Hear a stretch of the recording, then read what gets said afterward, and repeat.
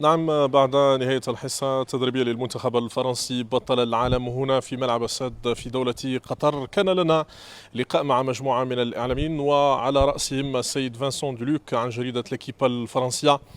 Cher Vincent, bienvenue sur la chaîne sportive Ariadia, à J-2 du grand match entre le champion du monde, la France, et le Maroc, l'outsider qui a créé la surprise, qui est en train de créer une très belle surprise pour le Maroc et pour l'Afrique.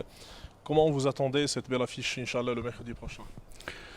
Ah, c'est une affiche incroyable. On nous aurait dit ça avant le début de la Coupe du Monde, on ne l'aurait pas cru.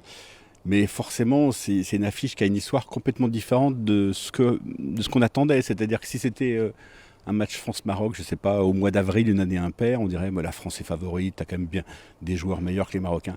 Mais là, c'est l'histoire de la compétition. C'est l'histoire pas de ce qui se passe depuis 3 ans. Ce qui compte, c'est ce qui se passe depuis 2 semaines. Et depuis 2 semaines, le Maroc est l'équipe la plus difficile à jouer de cette Coupe du Monde. Personne n'arrive à lui marquer un but. Donc ça sera aussi difficile pour l'équipe de France que pour les autres. Il y a un élan incroyable populaire autour du Maroc ici au Qatar. On sent bien que tous les pays arabes sont derrière le Maroc, que toute l'Afrique est derrière le Maroc. Une partie de la France aussi est derrière le Maroc.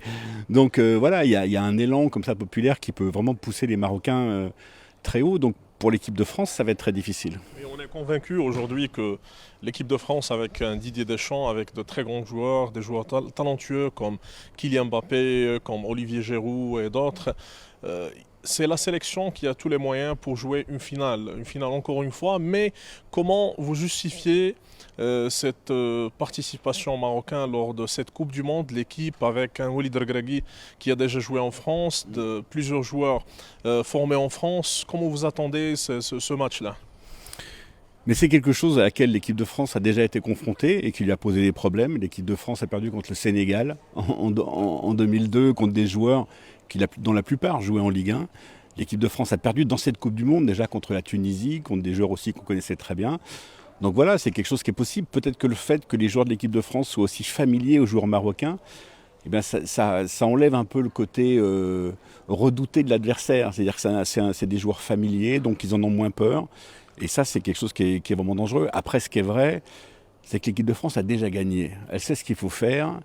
Et en demi-finale, il faut être à la hauteur, pas de l'adversaire, mais de l'événement.